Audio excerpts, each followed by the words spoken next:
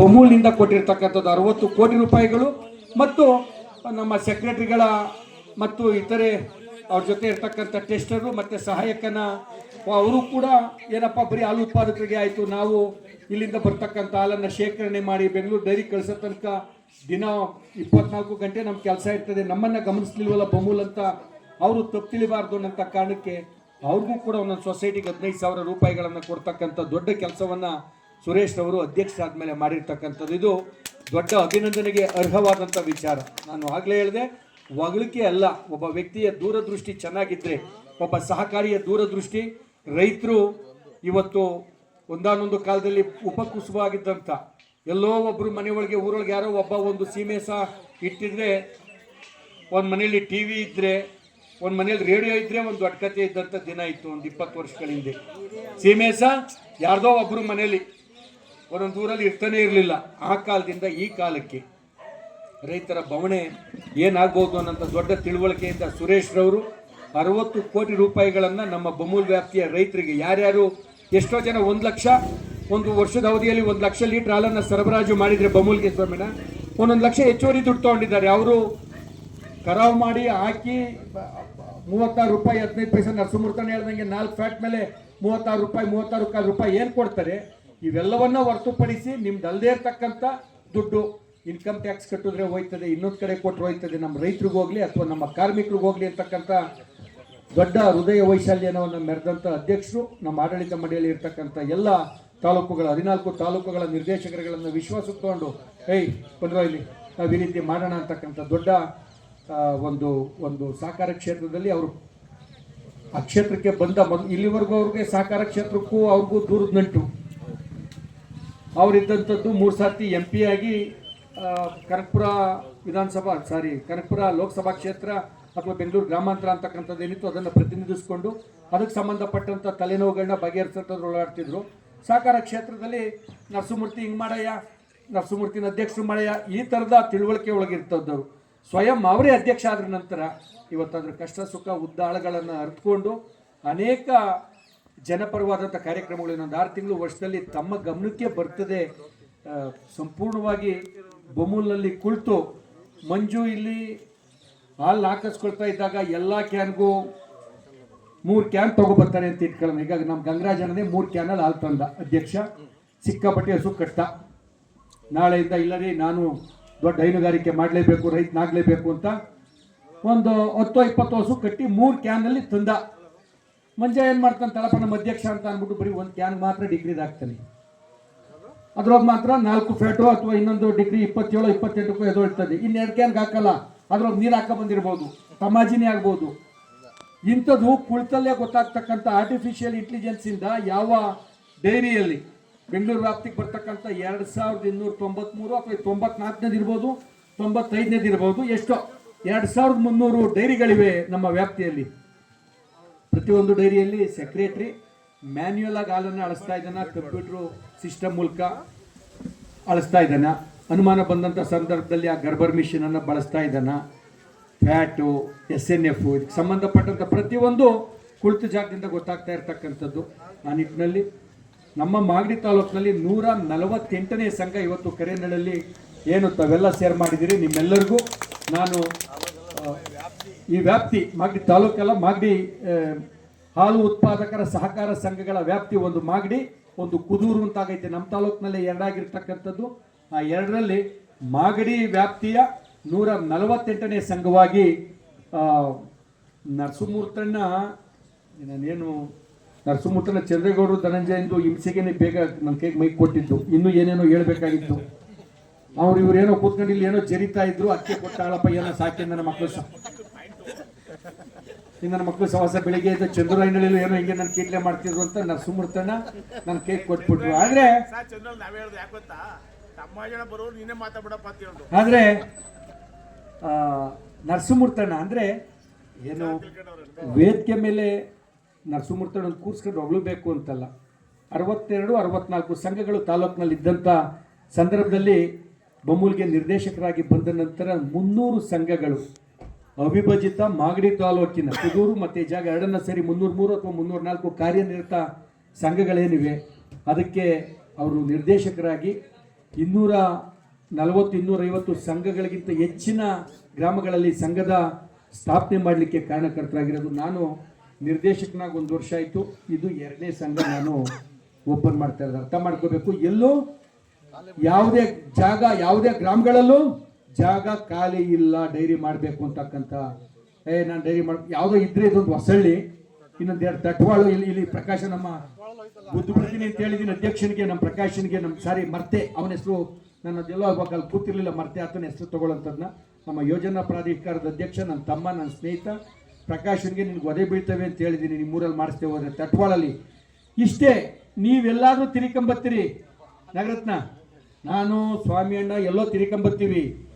ಮನೆ ಮುಂದೆ ಇರ್ತಕ್ಕಂಥ ಅಕ್ಕ ತಂಗಿಯರು, ನೀವು ಯಾರಾದರೂ 2 ಹಸು ಇದ್ರೆ 10 ಲೀಟ್ರ್ ಹಾಲು 5 ಲೀಟ್ರ್ ಹಾಲು ಹಾಕಿದ್ರೆ, ಒಂದು ಕಾಲ ಇತ್ತು ಶುಗರ್ ಮಾತ್ರೆಗೆ ಏನೋ ಶುಗರ್ ಮಾತ್ರೆಗೆ ದುಡ್ಡು ಬೇಕು ಕೊಡು ಅಂತ ಗಂಡನ್ನೇ ಕೇಳಬೇಕಾಯ್ತು, ಕೊನೆಗೆ ಶುಗರ್ ಮಾತ್ರೆ ತರಲಿಕ್ಕೆ.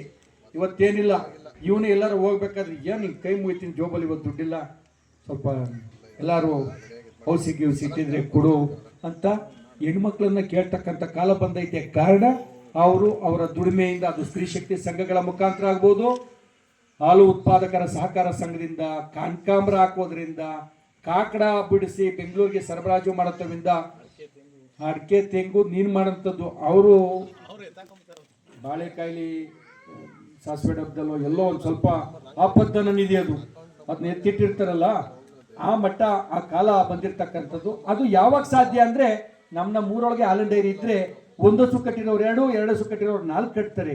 ಹೊರಗಡೆ ಊರಿಗೆ ಹೋಗ್ಬೇಕು ಅಂದರೆ ಯಾವುದಾದ್ರೂ ಒಬ್ಬ ವ್ಯಕ್ತಿ ಕ್ಯಾನ್ನಲ್ಲಿ ಹೊತ್ಕೊಂಡು ಹೋಗ್ಲಿಕ್ಕೇನೆ ಅದೇ ಒಂದು ಕೆಲಸ ಆಗೋಯ್ತದೆ. ಯಾವನ ಕೈಲಿ ಆಯ್ತದ ಹೋಗಪ್ಪ ಸಾಯಿಲಿ ಅಂತಕ್ಕಂಥ ಭಾವನೆಯಲ್ಲೂ ಎಷ್ಟೋ ಜನ ಇದನ್ನು ಬಿಟ್ಟಿರೋರು ಅವರೇ, ಹಸುಗಳನ್ನ ಮಾರಿರೋರು ಇದ್ದಾರೆ. ನಮ್ಮೂರಲ್ಲೇ ಇದ್ದರೆ 1ಕ್ಕೆ 2, 2ಕ್ಕೆ 4 ಆಗ್ತಕ್ಕಂಥದ್ದು. ಆ ನಿಟ್ಟಿನಲ್ಲಿ ನರಸಿಂಹಮೂರ್ತನ ಹಾಗೆ ಬ್ಯಾಂಕು ಕೂಡ, ಜಿಲ್ಲಾ ಬ್ಯಾಂಕು ಕೂಡ ನಿಮ್ಮ ಜೊತೆಗೆ ನಿಲ್ತದೆ ಅನ್ನೋಂಥ ವಿಚಾರ. ನೀವು 15 ಲಕ್ಷ ರೂಪಾಯಿ ಒಳಗೆ ನೀವು ಹಸು ತಗೊಳ್ಳಿ, ಕುರಿ ಸಾಕಾಣಿಕೆ ಮಾಡಿ, ಮೇಕೆ ಸಾಕಾಣಿಕೆ, ಅಣಬೆ ಬೇಸಾಯ ಅಂತ. ಅಣಬೆ ಬೇಸಾಯ ಅಂದರೆ, ಅಣಬೆ ಬೇಸಾಯ ಹೆಂಗೆ ಅಂದರೆ ಹೊಲದಲ್ಲಿ ಬೇಸಾಯ ಮಾಡೋದು ಅಂತಲ್ಲ, ಗೊತ್ತಾಗರೋ? ಅಣಬೆ ಗೊತ್ತಲ್ವಾಗರೋ? ಅದೇ ಆ ಥರ. ಆಮೇಲೆ ಏನೋ ಅಣಬೆ ಬೇಸಾಯ ಅಂದರೆ ಅದೇ ಆ ಪ್ಲಾಸ್ಟಿಕ್ ಬುಟ್ಟಿ ಒಳಗೆ ಒಂದಿಷ್ಟು ನೆಲ್ಲು ಹಾಕಿ ಆ ಬೀಜ ಉದುರಿಸ್ಬಿಟ್ಟು ನೀರು ಚುಂಕಿಸ್ತಾ ಇದ್ರೆ, ಅದಕ್ಕೂ ಕೂಡ 15 ಲಕ್ಷ ರೂಪಾಯಿ, ವರ್ಷಕ್ಕೆ 3% ಬಡ್ಡಿ ದರ. ಎಷ್ಟು? ಜೋರಾಗಿ ಹೇಳಪ್ಪ ಇದನ್ನ. ವರ್ಷಕ್ಕೆ, ತಿಂಗಳಿಗಲ್ಲ. ಈಗ ತಿಂಗಳಿಗೇನೆ 3% ಕೊಟ್ಟರೆ ಯಾವ್ದಾರ ಕಷ್ಟಕ್ಕೆ ಮನೆ ಒಳಗೆ ಯಾರಿಗಾದ್ರೂ ಹುಷಾರಿಲ್ದೇನೋ, ಮಕ್ಳಿಗೆ ಎಜುಕೇಷನ್ ಇಂಜಿನಿಯರಿಂಗ್ ಸೇರಿಸಿದ್ದೀನಿ ಫೀಸ್ ಕಟ್ಟಬೇಕು ಅಂತನೋ 5-10 ಲಕ್ಷಕ್ಕೆ ಇಟ್ಟರೆ 3 ಲಕ್ಷ ರೂಪಾಯಿಗೆ 3% ಅಂತ ಕೊಟ್ಬಿಟ್ರೆ ಪುಣ್ಯಾತ್ಮ ಕಣ್ರಿ. ಆ ಸಿದ್ದಣ್ಣನ ಮಗ ಸ್ವಾಮಿ 3%ಗೆ ಕೊಟ್ಟಾಕಣ್ರಿ. ಬೇರೆಯವ್ರು 5-6 ಕೇಳೋರು 3ಕ್ಕೆ ಏನಂತಂದ್ರೆ ತಿಂಗಳಿಗೆ 3 ದೊಡ್ಡ ಧರ್ಮ ಆಗೋದು. ಈಗ ಹಂಗಿಲ್ಲ, ವರ್ಷಕ್ಕೆ 3%. ಯಾವನು ಅಣ್ಣ ತಮ್ಮಂಗೆ ಕೊಡೋಕ್ಕೆ ಸಾಧ್ಯ ಇಲ್ಲ, ಅಪ್ಪ ಮಗಂಗೆ ಕೊಡೋಕ್ಕೆ ಸಾಧ್ಯ ಇಲ್ಲ ಅಂತ ಕಡಿಮೆ ಬಡ್ಡಿ ದರದ ಸಾಲ ಜಿಲ್ಲಾ ಬ್ಯಾಂಕ್ ಕೊಡ್ತಾ ಇದೆ. ಸ್ತ್ರೀ ಶಕ್ತಿ ಸಂಘದವ್ರಿಗೂ ಸೇರಿ ದಯಮಾಡಿ ಇದನ್ನ ತಗೊಂಡ್ರೆ 2 ಹಸು, ನನಗೆ 15 ಹಸು ಬೇಡ, 2 ತಗೊಳ್ಳಿ, 4 ತಗೊಳ್ಳಿ. ಏನು ಮಾಡಬೇಕಾಗಿರೋದು? ಯಾವುದೋ 5 ಕುಂಟೆನೋ 10 ಕುಂಟೆನೋ 15 ಕುಂಟೆನೋ ಅಡಮಾನ ಮಾಡಬೇಕು, ಈ ಸಾಲ ತಗೋಬೇಕು. ನಾನಾಗಲೇ ನಿಮ್ಗೆ ಹೋಗ್ತೀನಿ ಸರ್, ಇದು ಜುಟ್ನಳ್ಳಿ VSSನಲ್ಲಿ ನಾನು ಆಗಲೇ 2 ಲಕ್ಷ ರೂಪಾಯಿ ತೊಗೊಂಡ್ಬಿಟ್ಟಿದ್ದೀನಿ. ನಾನು 2 ಎಕರೆ ಇತ್ತು, 2 ಲಕ್ಷ ತೊಗೊಂಡ್ಬಿಟ್ಟಿದ್ದೀನಿ. VSSN 1ರಲ್ಲಿ ತೊಗೊಂಡಿದ್ರೆ ಅದ್ರ ಮೇಲೆ ಸಾಲ ಕೊಡ್ತೀವಿ ಪುನಃ. ನೀವು ಅದು ಬಿಟ್ಟು PLD ಬ್ಯಾಂಕು, ಕೆನರಾ ಬ್ಯಾಂಕು, ಬೇರೆ ಯಾವುದೋ ಇನ್ಯಾವುದೋ ಕಮರ್ಷಿಯಲ್ ಬ್ಯಾಂಕಲ್ಲಿ ಏನಾದರೂ ನೀವು ಲೋನನ್ನು ತೆಗೆದುಕೊಂಡಿದ್ರೆ ಅದರ ಮಾಹಿತಿ ನಿಮ್ಮ ಏನದು ಋಣಗಳು ಅಂತಕ್ಕಂಥ ಪಾಣಿ ಕಾಲಮ್ನಲ್ಲಿ ಬಂದಿದ್ರೆ ಅದ್ರ ಮೇಲೆ ನಾನು ಕೊಡೋದಿಲ್ಲ. ಆದರೆ ಚಂದ್ರೇಗೌಡರು VSSನಲ್ಲಿ ತೊಗೊಂಡಿರ್ತಕ್ಕಂಥವ್ರು, ಮಾಡಬಾಳು VSSನಲ್ಲಿ ಸಹಕಾರಿ ಸಂಘದಲ್ಲಿ ತೊಗೊಂಡಿರ್ತಕ್ಕಂಥ, ನಮ್ಮ ಜಿಲ್ಲಾ ಬ್ಯಾಂಕಿನ ವ್ಯಾಪ್ತಿಯಲ್ಲಿರ್ತಕ್ಕಂಥ ಸಹಕಾರಿ ಸಂಘಗಳು ತೆಗೆದುಕೊಂಡಿರ್ತಕ್ಕಂಥ ಜಮೀನು ಮೇಲೂ ಕೂಡ ಈ 15 ಲಕ್ಷ ಸಾಲವನ್ನು ಹಣ 10 ಕುಂಟೆ ಕೊಡ್ತೀರಾ ಅಂದರೆ ಸಬ್ ರಿಜಿಸ್ಟ್ರು ವ್ಯಾಲ್ಯೂಯೇಷನ್ ಪ್ರಕಾರ ಕೊಡ್ತದೆ. ಇವಾಗ ಆಯ್ತದೆ, ಇನ್ನು 8-10 ದಿನದಲ್ಲಿ ಗೌಡ್ರೆ ಅವ್ರವ್ರ ಖಾತೆಗೆ ಬರ್ತದೆ ಗೌಡ್ರೆ. ಸಬ್ ರಿಜಿಸ್ಟ್ರ್ ವ್ಯಾಲ್ಯೂಯೇಷನ್ ಮಾಗಡಿ ಒಳಗೆ ನೀವೇನಾದರೂ ಜಮೀನು ಮಾರಾಟ ಆದರೆ ಕ್ರಯ ಆದಾಗ ಹೋಗಂತ ಸಬ್ ರಿಜಿಸ್ಟ್ರ್ ಆಫೀಸ್ನ ಮಾರ್ಗಸೂಚಿ ಇರ್ತದೆ. ನಿಮ್ಮ ತಟ್ವಾಳ ಗ್ರಾಮದಲ್ಲಿ ಇಷ್ಟು, ಕರೇನಹಳ್ಳಿ ಗ್ರಾಮದ ಸರ್ವೆ ನಂಬರ್ ಇಷ್ಟು, ಇದು ರೆವಿನ್ಯೂ ಗ್ರಾಮನೇ ಏನಪ್ಪ, ನೇತಿಯನಹಳ್ಳಿ ಸರ್ವೆ ನಂಬರ್ ಇಷ್ಟು, ತರಿ ಬಗಾಯ್ತು ಕುಷ್ಕಿ ಏನೋ ಒಂದು ಇರ್ತದೆ.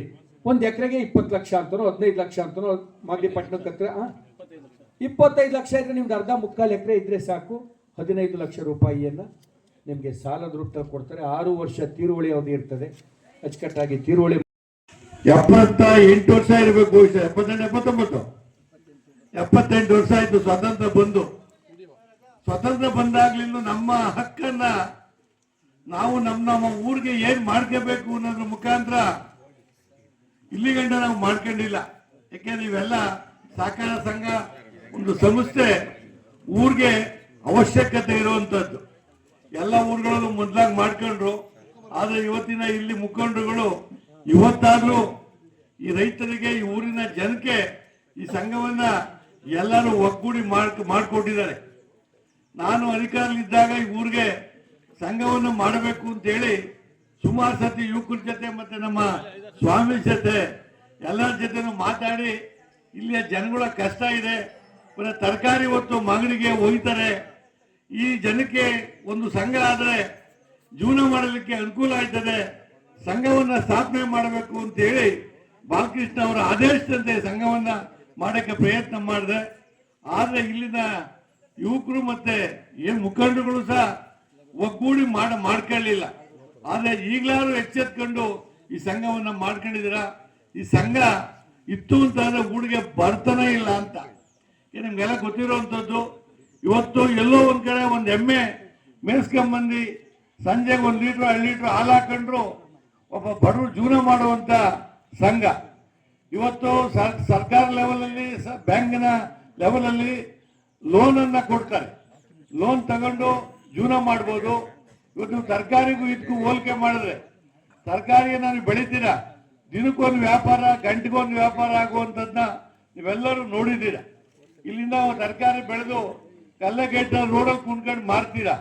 ಅದು ನಿಮ್ಗೆ ಗೊತ್ತಿರುವಂತದ್ದು. ಕೆಲವು ದಿನ ಇಡ್ಲಿಗೂ ಕಾಸು ಸಿಗಲ್ಲ, ಎಲ್ಲ ಕೊಟ್ಬಿಟ್ಟು ಬಂದು ಮನೆಗೆ ಬರ್ತೀರಾ. ಯಾಕೆಂದ್ರೆ ಕೂಲಿ ಕಾಸು, ಹೊರೋ ಕಾಸು ಇವನ್ನೆಲ್ಲ ಲೆಕ್ಕ ಹಾಕೊಂಡ್ರೆ ತರಕಾರಿಲಿ ಏನು ಉಳಿಯುವಂಥದ್ದು ಸಿಗಲ್ಲ. ಮಂಡಿಗೆ ಹೋದ್ರೆ ಮೊದಲೇ ಗಾದಿ ಹೇಳ್ತಾರಲ್ಲ, ಮಂಡಿಯವ್ರಿಗೆ ಅರ್ಧ, ಬಸ್ನವ್ರಿಗೆ ಅರ್ಧ, ಬೆಳೆದವ್ರಿಗೆ ಅರ್ಧ ಅಂತ ಕೊಟ್ಬಿಟ್ಟು ಬರೋಕೆ ಬರುವಂತ ವ್ಯವಸ್ಥೆನೂ ನೀವು ನೋಡಿದ್ದೀರಾ. ಹಂಗಾಗಿ ಮುಂದಿನ ದಿನಗಳಲ್ಲಿ ಎಲ್ಲ ಯುವಕರಿದ್ದೀರಾ. ಯಾವುದೇ ಸರ್ಕಾರ ಬಂದ್ರು ನಿರುದ್ಯೋಗಿ ಸಮಸ್ಯೆಯನ್ನ ಬಗೆಹರಿಸಕ್ಕಾಗಲ್ಲ. ಅದರಿಂದ ನಮ್ಮ ಕಾಲ ಮೇಲೆ ನಾವು ನಿಂತ್ಕೋಬೇಕಾದ್ರೆ ಏನಾದ್ರು ಒಂದು ಉದ್ಯೋಗವನ್ನ ಹುಡುಕಬೇಕು. ನಾವು ಉದ್ಯೋಗ ಹುಡುಕೊಳ್ಳಿಲ್ಲ ಅಂದ್ರೆ ದಿನ ಬೆಳಗ್ಗೆ ಅಂದ್ರೆ ಮಾಡಿ ಹೋಗ್ಬಿಟ್ಟು ಟೀ ಕುಡ್ಕೊಂಡು ಜೇಬಲ್ಲಿ ಕಾಸು ಖರ್ಚು ಮಾಡ್ಕೊಂಡು ಬರ್ತಾ ಇದ್ರೆ ನಮ್ಮ ಸಂಸಾರ ಸರಿ ಹೋಗಲ್ಲ. ಬೆಳಗ್ಗೆ ಅಂದ್ರೆ ಹೆಂಗ್ ಮಕ್ಕಳು ಮರಿನ ನಾವು ಓದಿಸಲಿಕ್ಕೆ ಆಗಲ್ಲ. ಹಂಗಾಗಿ ನಮ್ಗೆ ಒಂದು ವೃತ್ತಿ ಯಾವತ್ತು ಮನುಷ್ಯನಿಗೆ ಮುಖ್ಯ. ಯಾರು ವೃತ್ತಿಲಿ ಇವತ್ತು ಅವನ ಮನೆ, ಅವನ ಸಂಸಾರ ಚೆನ್ನಾಗಿದೆ. ಯಾರು ವೃತ್ತಿ ಇಲ್ದಲೆ ಮಾಡಿ ಹೋಗ್ಬಿಟ್ಟು ಟೀ ಕುಡ್ಕೊಂಡು ಬಂದು ಗೊತ್ತಾನೋ ಅವ್ನ ಹೆಂಡ್ರ ಕೈಯಲ್ಲಿ ಬೈಸ್ಕೊಂಡು ಬೆಳಿಗ್ಗೆ ಇದ್ದೆ ಅಂದ್ರೆ ಬೈಸ್ಕೊಳ್ಳೋದೇ ಅವ್ನ ಕಾಲ ಆಗೋಯ್ತದೆ. ಅದರಿಂದ ಇವತ್ತು ಸಂಘವನ್ನ ಸ್ಥಾಪನೆ ಮಾಡ್ಕೊಂಡಿದ್ದೀರಾ. ಈ ಸಂಘದಿಂದ ಹಲವಾರು ಸವಲತ್ತುಗಳನ್ನ ನೀವು ಪಡಿಬಹುದು. ಇವತ್ತು ಯಶಸ್ವಿ ಯೋಜನೆ ಇದೆ. ಏನಾದ್ರು ಕಾಯಿಲೆ ಬಂತು ಅಂದ್ರೆ ಯಶಸ್ವಿ ಯೋಜನೆಗೆ ತೊಡಸ್ಕೊಂಡ್ರೆ ಕಾಯಿಲೆಗೆ ಅನುಕೂಲ ಆಗುವಂತದ್ದು. ಅದಾದ್ಮೇಲೆ ಒಂದು ಹಸು ಕಟ್ಟಬೇಕು ಅಂತ ಹೇಳಿದ್ರೆ BDCC ಬ್ಯಾಂಕ್ ನಿಂದ ನಿಮ್ಗೆ 3% ಸಾಲವನ್ನ ಕೊಡೋ ವ್ಯವಸ್ಥೆ ಇದೆ. ಏನೇ ಬಂದ್ರು ಕೂಡ ಯಾವುದೇ ಸದಸ್ಯರಾಗಿರಬಹುದು, ಹಾಲಾಗ್ತಕ್ಕಂತಹವರಾಗಿರಬಹುದು, ಒಂದು ಪಾತ್ರೆ ಆಗಿರಬಹುದು, ಎಲ್ಲವೂ ಕೂಡ ಎದೆ ತಟ್ಟಂತಹ ಇರಬೇಕು. ಎದೆಗೆ ಏನಾದ್ರೂ ಕೂಡ ಕೆಟ್ಟದ್ದು ಏಟು ಬಿದ್ರೆ ಆಘಾತ ಆಗುತ್ತೆ. ಹಾಗಾಗಬಾರ್ದು. ಆ ಪಾತ್ರೆಗೂ ಅಷ್ಟೇ, ಆ ಒಂದು ಸದಸ್ಯ ವೃಂದದವರಿಗೂ ಕೂಡ ಅಷ್ಟೇ. ಆ ಸಂಘ ಬೆಳಿಲೇಬೇಕಪ್ಪ ಅಂತ ಅಂದ್ರೆ ಬಿಡಿಸಿ ಹೇಳಿದ್ರು. ಇವತ್ತ 100 ಲೀಟರ್, ಮುಂದೆ 1000 ಲೀಟರ್ ಆಗ್ತಕ್ಕಂತಹದ್ದನ್ನ ನೀವೇ ಬೆಳವಣಿಗೆ ಮಾಡ್ಕೊಳ್ಬೇಕು. ಹೆಣ್ಮಕ್ಳು ಆ ಸಾಧನೆಯನ್ನ ಮಾಡಿ ತೋರಿಸ್ತಾರೆ ಅಂತಕ್ಕಂತಹದ್ದಕ್ಕೆ ನಮ್ಗಾದ್ರೂ ಕೂಡ ಇದೆ, ಮನಸ್ಸಿದೆ. ಅದು ಮಾಡಿ ತೋರಿಸ್ತಾರೆ ಈ ಊರಿನಲ್ಲಿ. ಆ ಒಂದು ಶಕ್ತಿ ಈ ಒಂದು ಗ್ರಾಮದಲ್ಲಿ ಬೆಳಕು ಯಾವತ್ತೂ ಆಗ್ಬೇಕಾಗಿದ್ದು ಇವತ್ತು ಹಾಲಿನ ಬೆಳಕಾಗ್ತಾ ಇದೆ. ಸಂತೋಷ ಆಗಿರ್ತಕ್ಕಂತಹ ವಿಷಯ ಅಂತ ಹೇಳಿ ಬಯಸ್ತಾ ಈ ಮಾತಿಗೆ ವಿರಾಮವನ್ನು ಕೊಡ್ತಾ ಇದ್ದೀವಿ. ಶಿವಂ ಭೂಯ.